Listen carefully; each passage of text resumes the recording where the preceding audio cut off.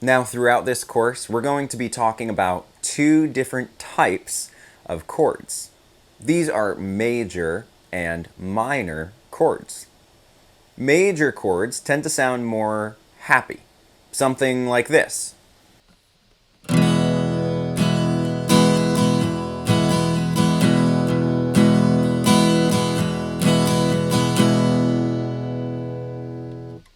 Minor chords tend to sound more sad or somber, something like this.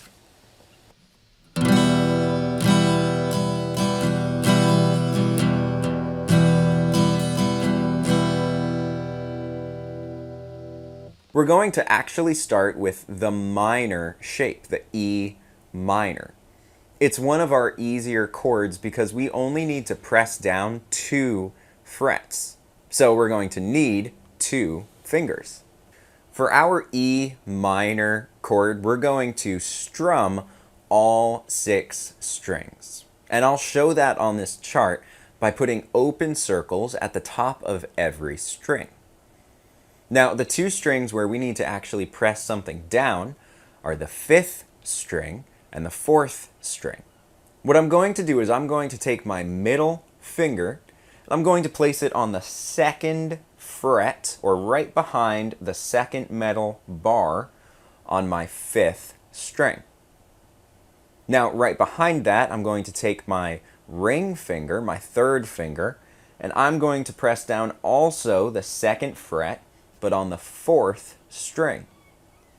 Now I can strum all 6 strings, and I'm playing the correct notes for an E minor chord.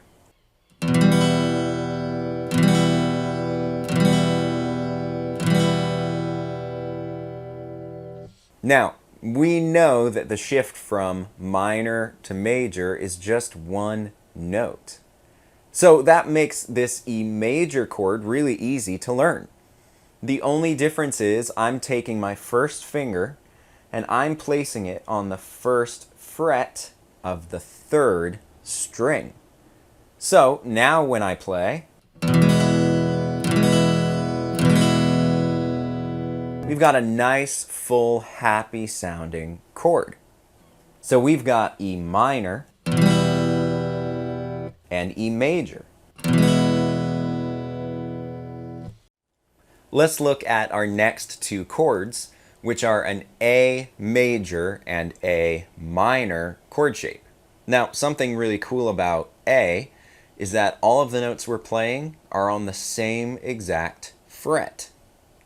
So when we're picking, we're starting on the 5th string, not the 6th string.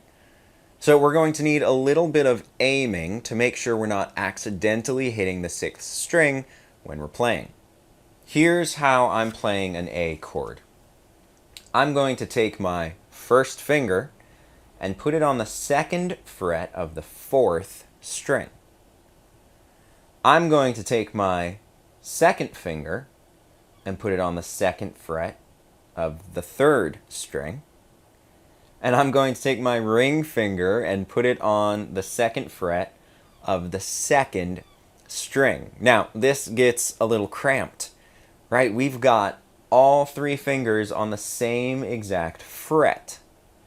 Now, something I've mentioned a couple times is to push down right before the metal bar, but that's hard to do when the other fingers are kind of forcing you out of position. The further away from the metal bar we are, that just means the harder we need to press down.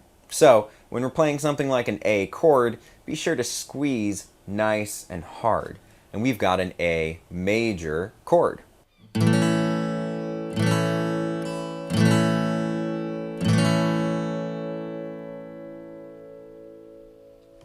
Now again, we know from major to minor, 1 note needs to change. And in this case, our 1 note is on the 2nd string. We just need to move it down a fret. Well, that's easy enough, but we need to shift our fingers a little bit to do that because we can't really move our 3rd finger down by a fret. The way I'm going to shift my fingers is I'm going to put my middle finger on the 2nd fret of the 4th string. my ring finger on the 2nd fret of the 3rd string, and now my first finger is going to go on the 1st fret of the 2nd string, and I've got my A minor.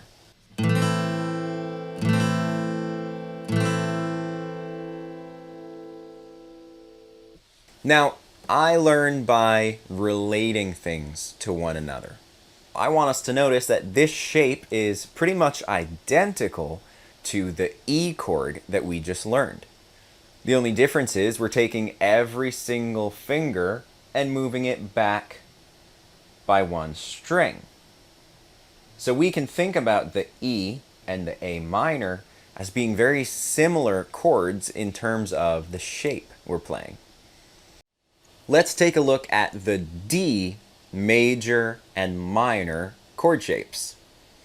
Now, with the E, we played all 6 strings. With the A chords, we played 5 strings. Now, with the D, we're only playing 4 of the strings. So when we're picking with our right hand, we're going to start picking from string number 4.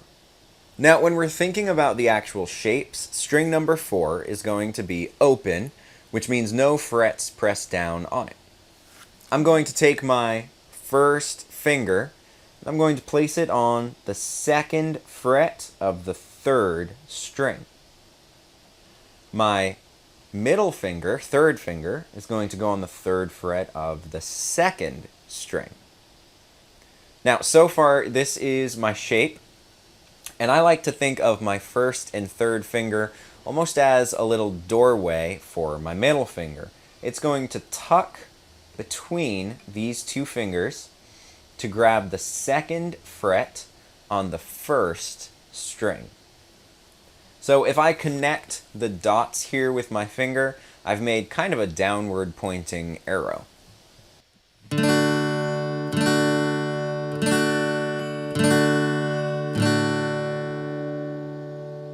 Now let's look at a D minor shape. The note that needs to change for our D minor is on the 1st string. It needs to move down a fret. So, again, it's not a crazy change, but we do need to shift our fingers to make that happen. So here's what I'm going to do. I'm going to take my middle finger, and now I'm going to put it on the 2nd fret of the 3rd string. I'm going to take my 3rd finger, and I'm going to put it on the 3rd fret of the 2nd string. And now I'm going to take my 1st finger and put it on the 1st fret of the 1st string, and I've got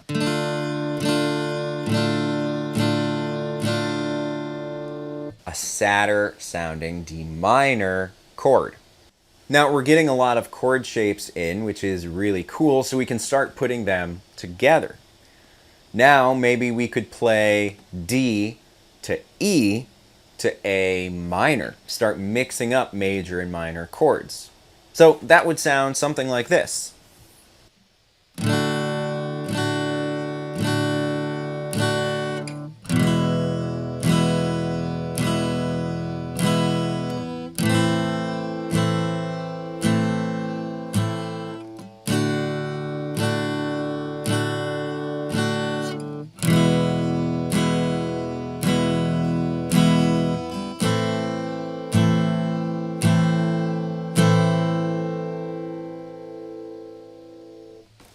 Let's learn 2 more chord shapes together in the next lesson.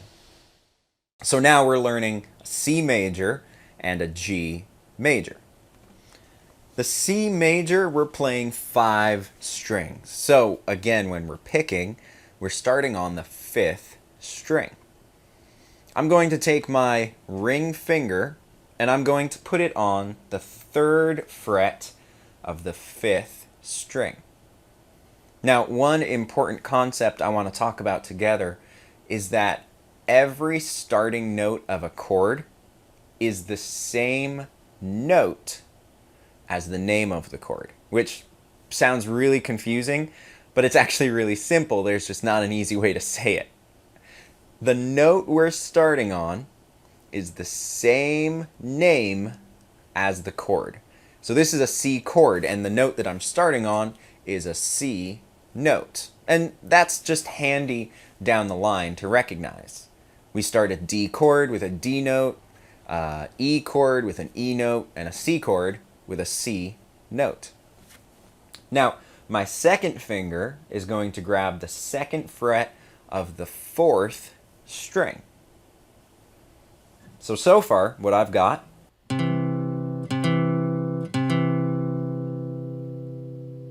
now my third string is going to be open, and my first finger is going to grab the first fret of the second string. Now, my first string will also be open, so this is our shape, and it's a little bit of a stretch, right? It's not the most comfortable thing for our fingers to do. Well, I've got some practical encouragement and then some theoretical encouragement. The practical encouragement is it hurts a little bit, but it doesn't have to, right? If we're having trouble just getting our fingers to fit that way, we can do a few things. First of all, we can make sure our thumb is on top and our wrist is forward enough so our fingers have the reach that they need. If our wrist is too far back, our fingers just can't get there. The theoretical part of it is that it comes with time, which can be discouraging or encouraging depending on how you think about it. But I can tell you right now, when I first started learning guitar, this shape just hurt. When everyone starts learning guitar, there are shapes for different people that just hurt. But at this point for me, putting my hands on a C chord is like a second language. And as long as you stick with it and don't get discouraged, it will be a second language for you too. I've seen student after student after student struggle with things and then later down the road look back and kind of chuckle at the things that they used to struggle with. And I'm convinced that that will be you if you stick with it. So the chords we're diving into, they're a little bit of a stretch, but stick with it and keep trying. Make sure that wrist is forward enough, thumb is on top, and we've got a C major chord.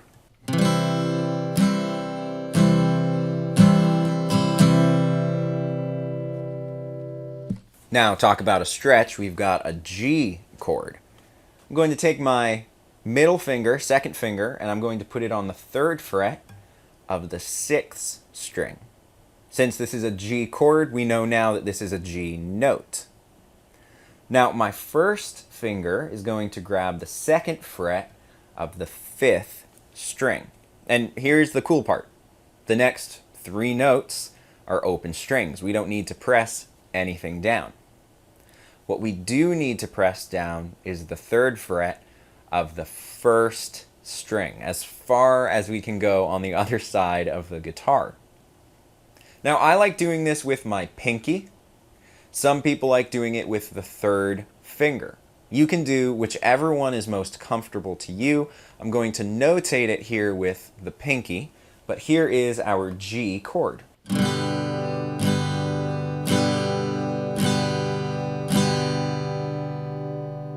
So we've got C and a G.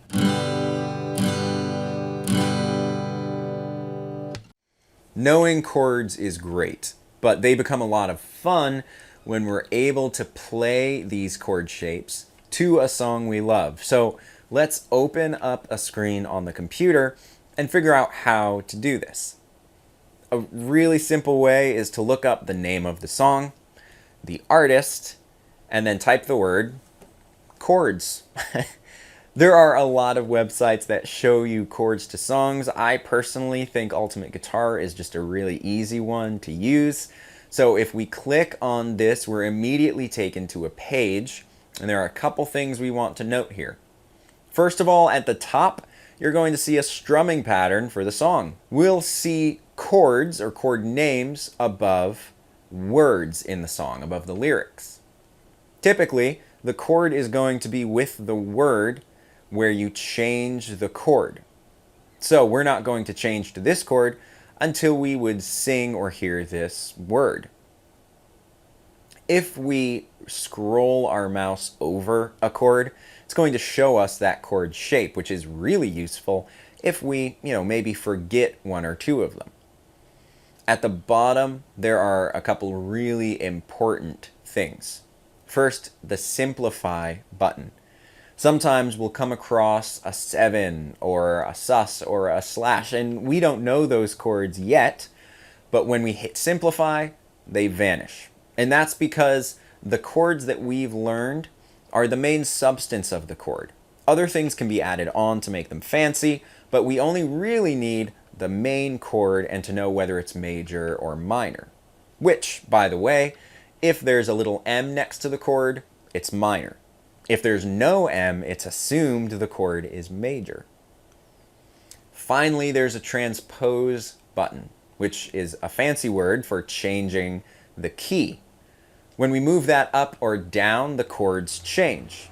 Now, it's still the same song because the relation between the chords doesn't change. They change together. We can just move it until we see chords maybe that we're familiar with or comfortable with. The only downside to doing it this way is we might move them too high or too low where it becomes uncomfortable to sing along, or we can't play along with the song if we like playing with the track, because now we're playing the chords in a different key. Other than that, we can use transpose and simplify to really make any song approachable for us. Congratulations, you made it to the end of the course. If you have any questions or comments about anything in the course, I love hearing from you. You can email me at jacob@lamblessons.com and I'll see you there. Congratulations again, and I'll see you in the next course.